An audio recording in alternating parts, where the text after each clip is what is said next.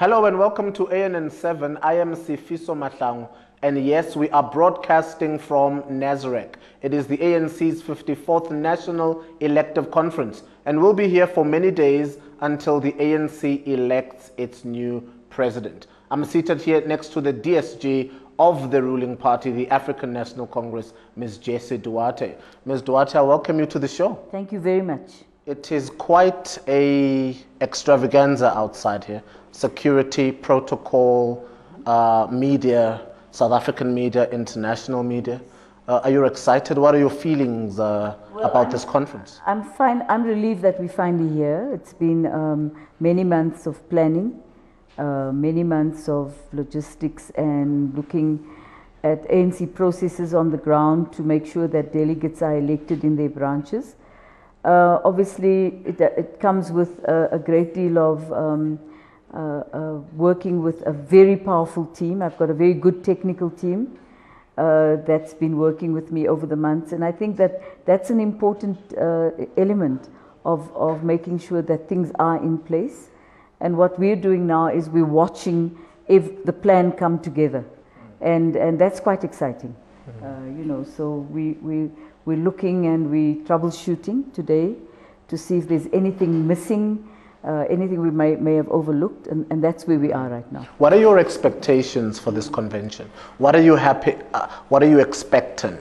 I'm hoping that the ANC on the 20th of December will have a new leadership that will unite our organization with a very powerful program of action to ensure that the ANC expands its influence on the ground amongst all the people of South Africa, to assist us to build and keep to our promise of developing a non-racial, non-sexist, united, democratic and prosperous South Africa, and that we will be able to have policy certainty on matters of our economy, on the land question issue, amongst others, but in the main those two, and that we will walk away with an ANC leadership that we all will walk behind.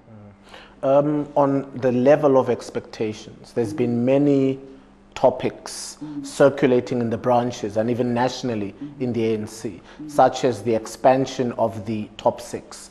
Will that matter be discussed or adopted at plenary? Well, they're different views.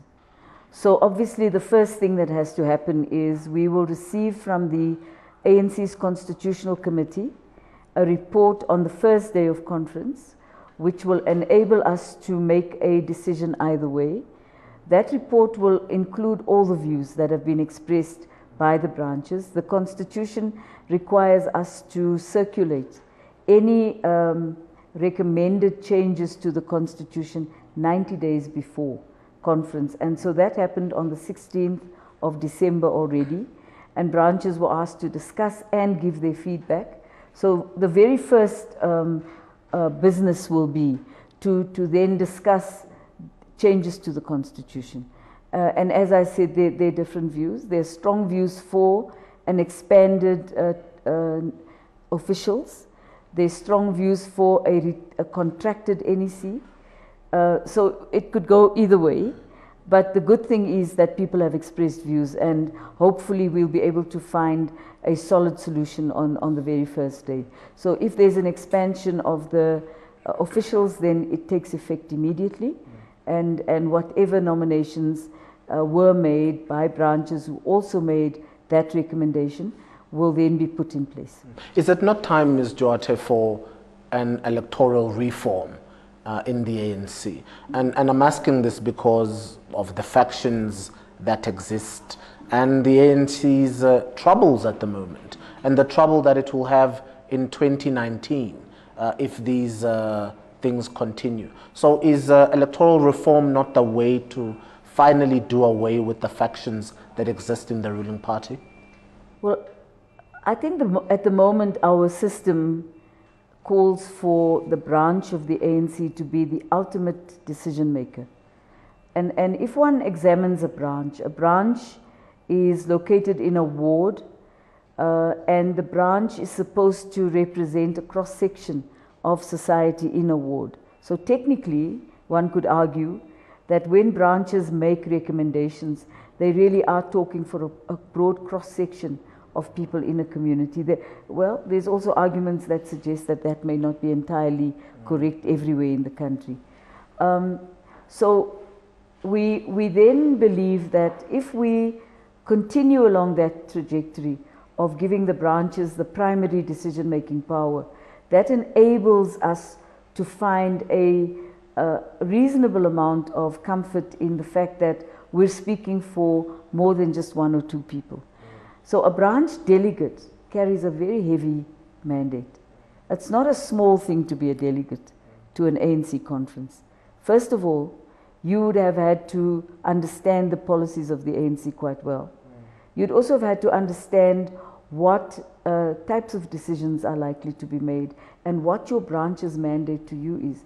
So no one is going to come to this conference with simply standing up and becoming creative on their feet, although that can happen, and creativity is a good thing, and we encourage debate.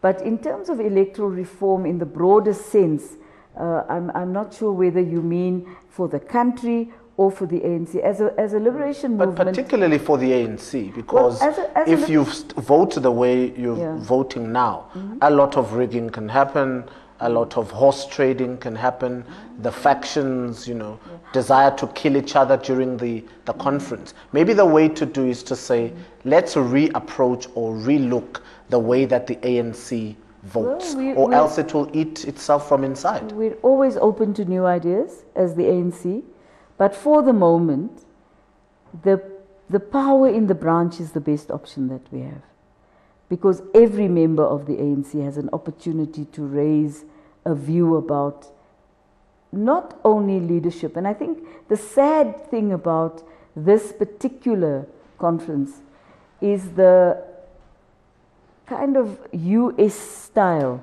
campaigning where people nominated themselves and didn't wait for branches to speak and made themselves available to be presidents in the main of the ANC. And that is really, you know, every organization has a culture.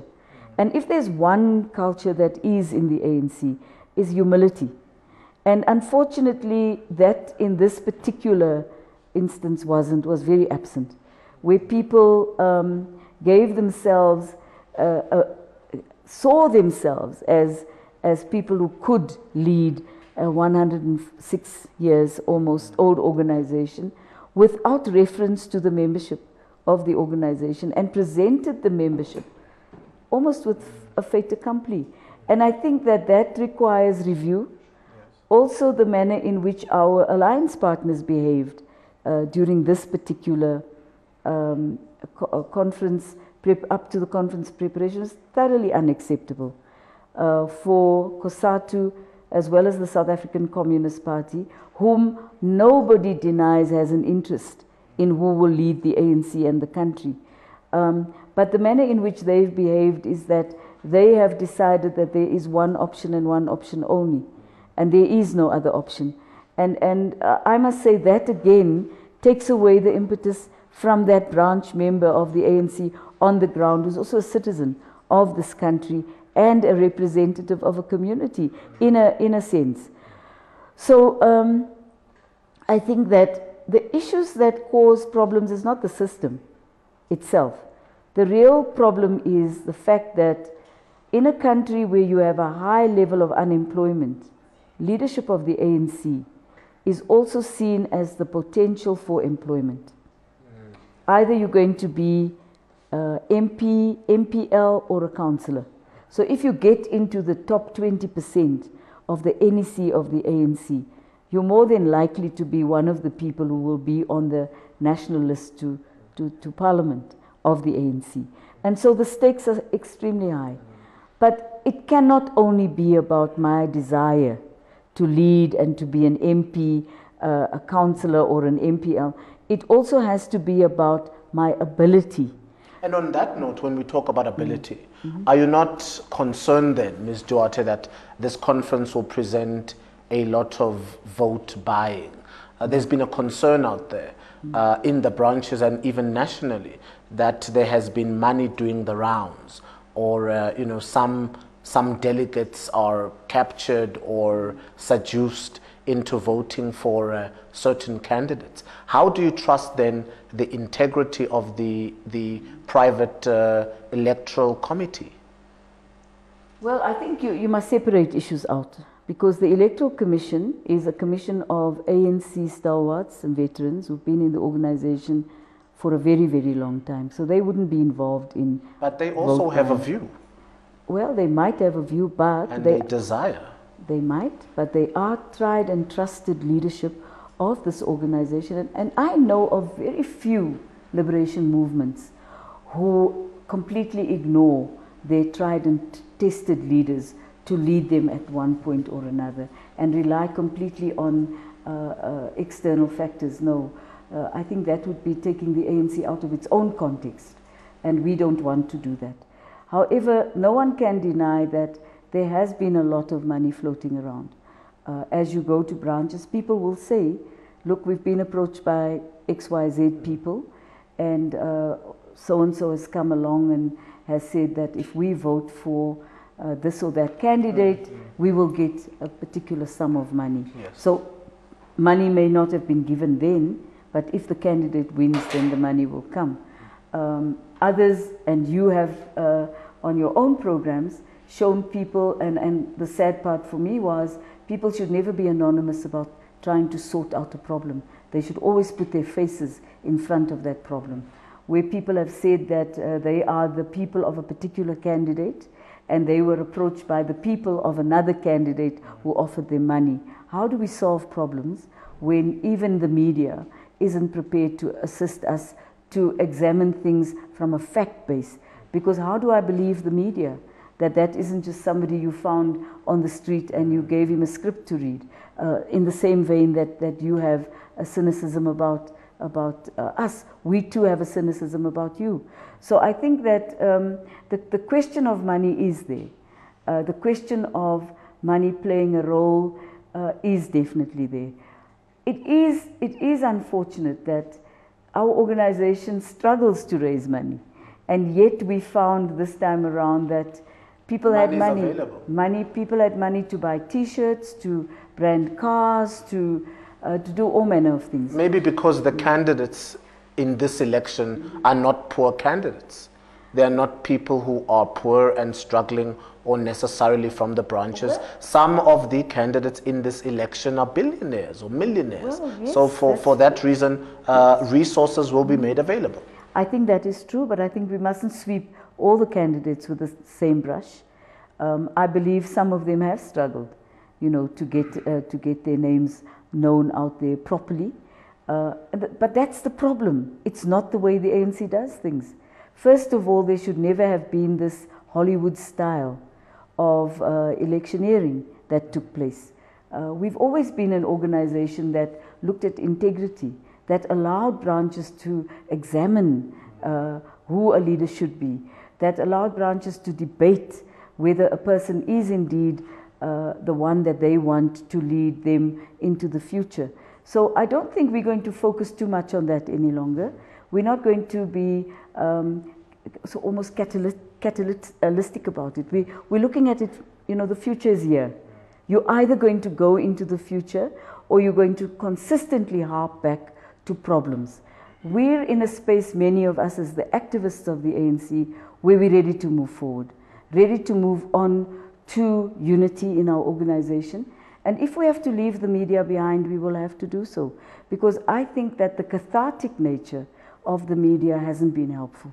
Extreme catharsis on every issue, harping back to historical problems, you know, and looking at people and looking at individuals rather than looking at the context of our policies. What will these leaders lead? Is my big question. I don't think leaders lead themselves. As one older leader said at a funeral the other day, if you look into the mirror and you look at yourself, that's not who you're leading.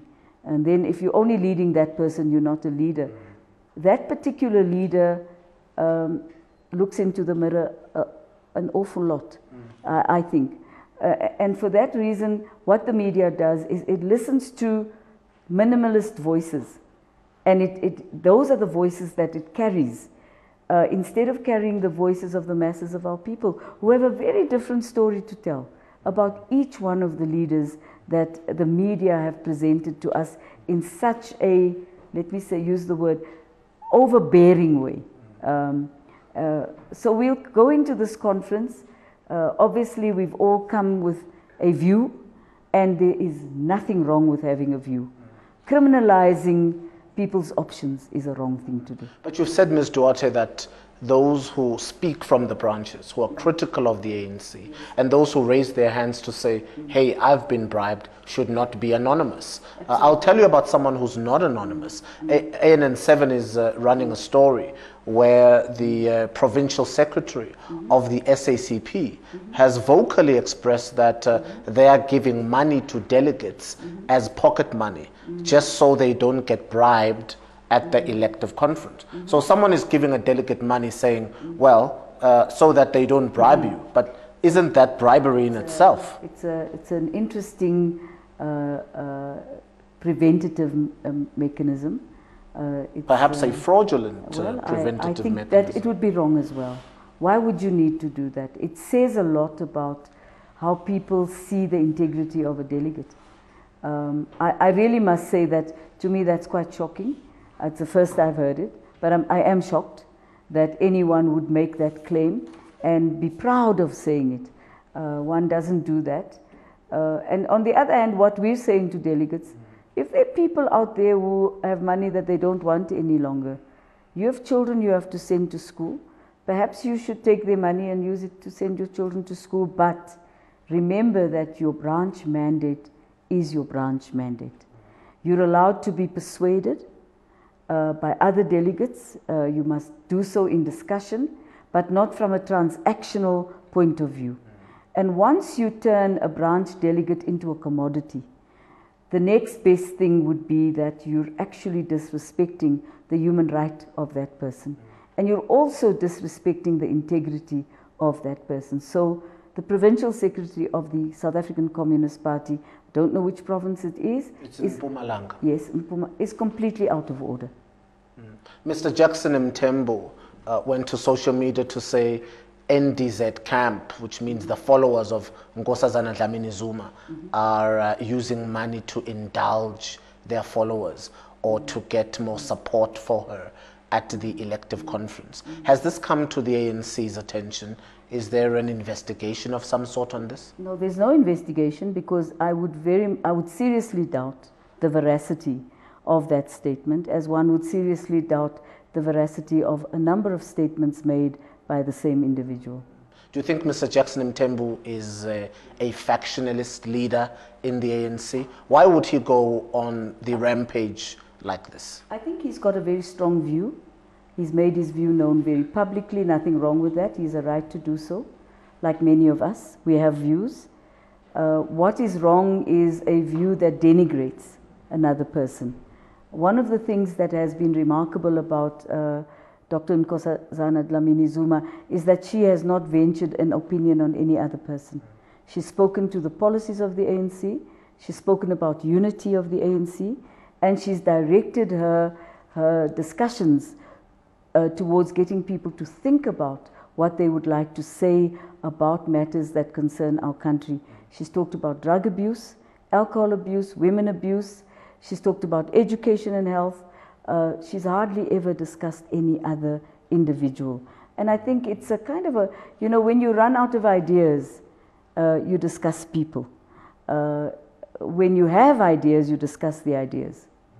Let's talk about power sharing, Ms. Duarte. An idea was tabled by the president at the last day of the policy conference concerning 2 deputy presidents. Perhaps that can be considered as a power sharing deal, perhaps to unite the factions of the ANC. Do you not consider that you should do away with the winner takes all ideology that exists in the party, or you know, the faction or the slate that wins does away with the other. That will kill the ANC and possibly lessen your chances of winning in 2019.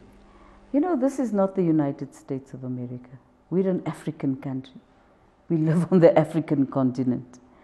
We have particular values. We're not Roosevelt with his committee of rivals. You know, we're not. So what is very clear is that our branches have gone out of their way to look at a document that guides us called Through the Eye of a Needle. So obviously when you can pass something through the eye of a needle, it means it's a very tiny space that you're passing a very important thread of, through. And a person who passes through the eye of a needle is someone who has understood the values of the ANC, who has come to understand that it's not about victory of yourself as an individual, but it's really about pulling together policies that will make the lives of our people better. So making deals, making the thing you're raising about power sharing, I don't know any of that in the ANC. What I know in the ANC, we come to a conference, we elect our leaders, and those leaders must lead. And all of us, irrespective of which side we may have been on pre-conference, we then follow whoever has been elected. And that is the value of the ANC.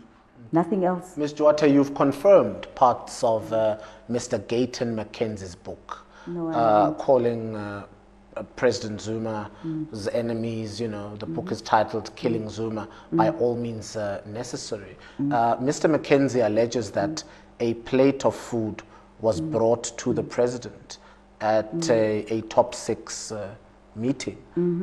Do you know anything about that? You know, first of all, I've never met Gayton Mackenzie in my life.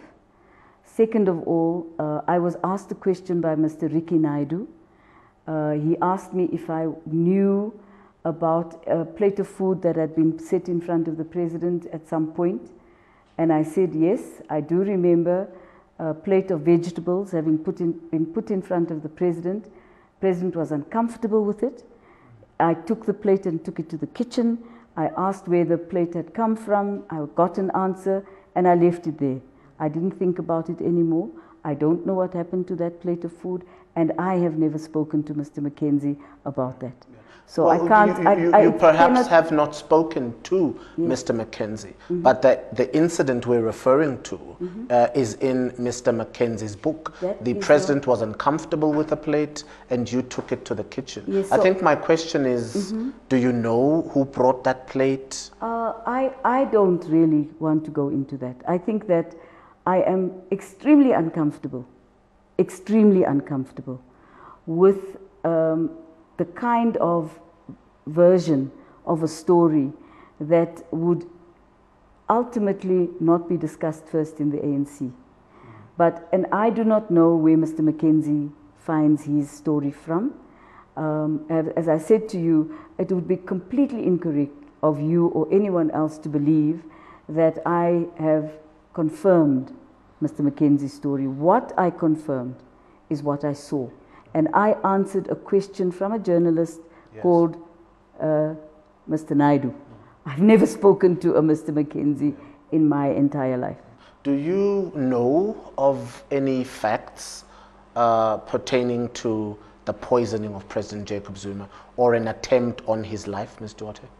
Just like everyone else, the president, after an attempt was made on his life in his family circumstances, he also told that story to yourselves on ANN7.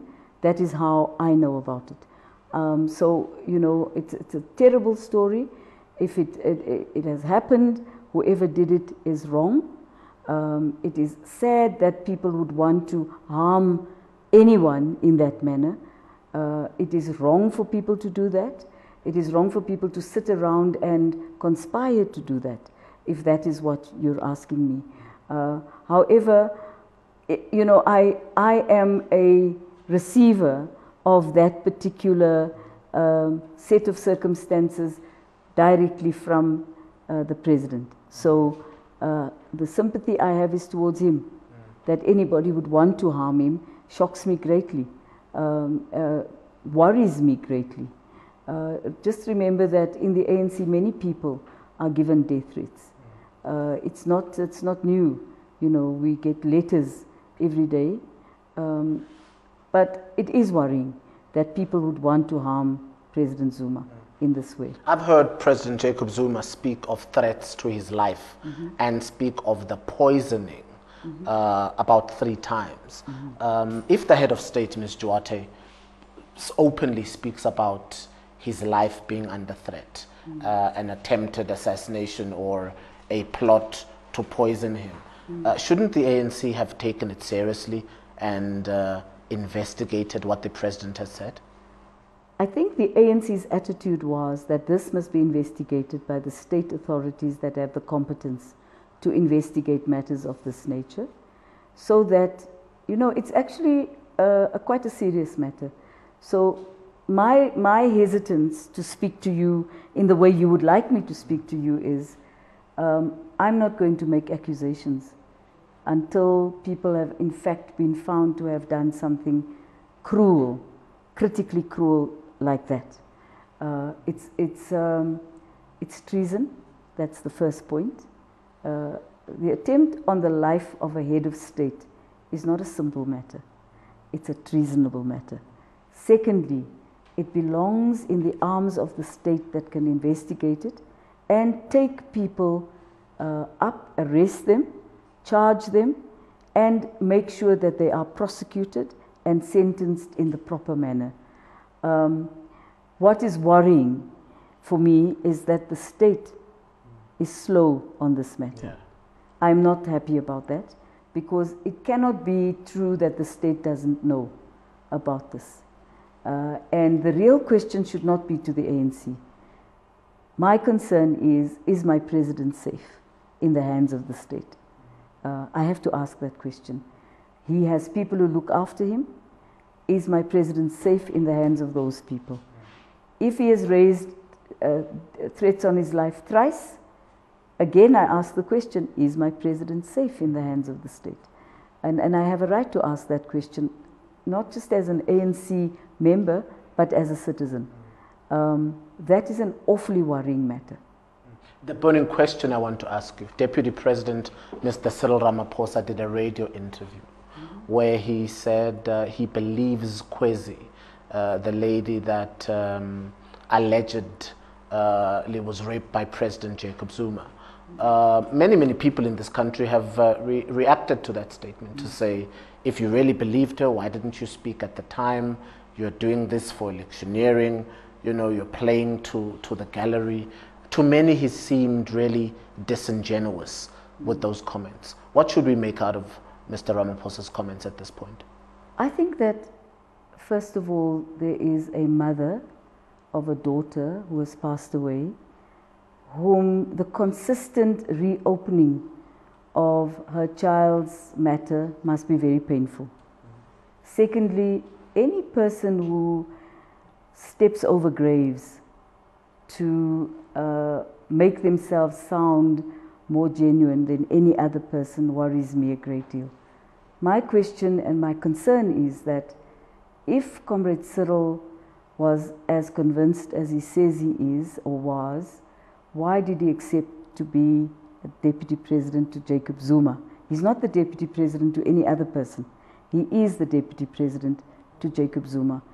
And even after December the 20th or so, he will still be the deputy president of President Jacob Zuma.